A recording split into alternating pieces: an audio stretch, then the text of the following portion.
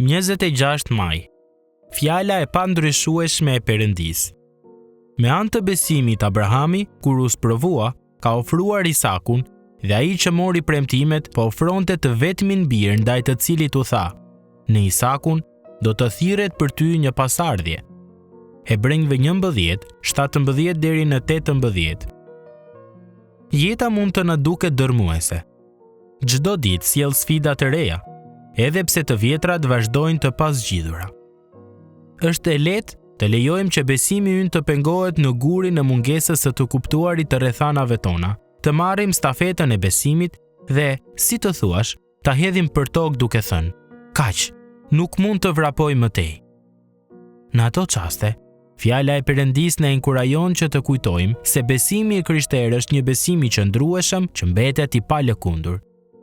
Ne mund të qëndrojmë të bindur ndaj urdhrave të Perëndisë, edhe atëherë kur gjithçka rreth nesh duket sikur bie ndesh me atë që ai ka premtuar.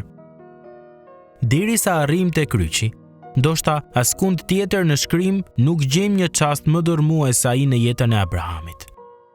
Ishte një çast që ndodhi tërësisht me iniciativën e Perëndisë. Dhe Perëndia tha: merr tani birin tënd të vetëm, atë që ti do, Isakun. Shko në vendin e Moriahve dhe ofroje si holokaust në një nga malet që do të tregoj. Kështu arritën në vendin që Perëndia i kishte treguar, dhe atje Abrahami ndërtoi altarin dhe rregulloi drut. Pastaj e lidhi Isakun, birin e tij, dhe e vendosi mbi altar si për druve. Pastaj Abrahami shtriu dorën dhe mori thikën për të vrarë të birin. Zanafilla 22, 2 dhe 9 deri në 10.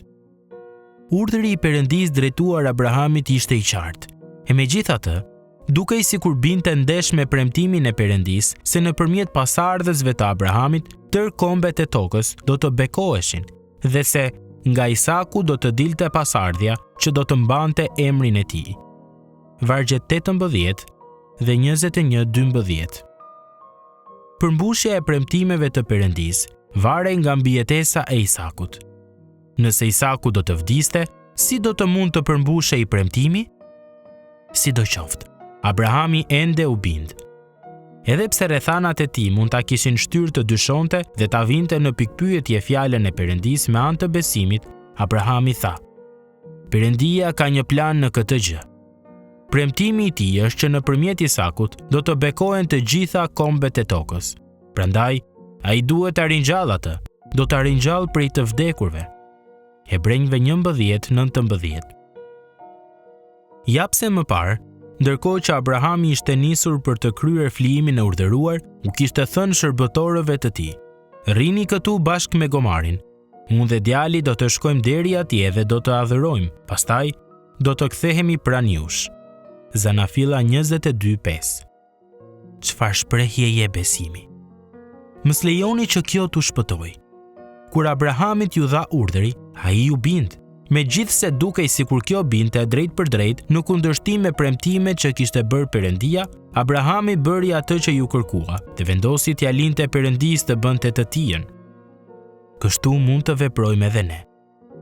Pavarësisht se sa të frikshme mund të jenë rrethanat tuaja, mos lejoni që për shkak të tyre të dobësoni bindjen tuaj ose të vini në dyshim premtimet e Perëndisë.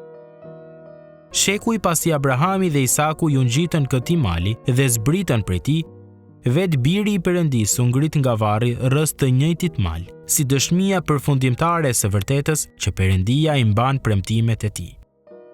Prandaj, ti mund të përballesh me siguri, shpresë dhe lutje me çdo gjë që sjell e sotmja duke thënë: mund të vazhdoj.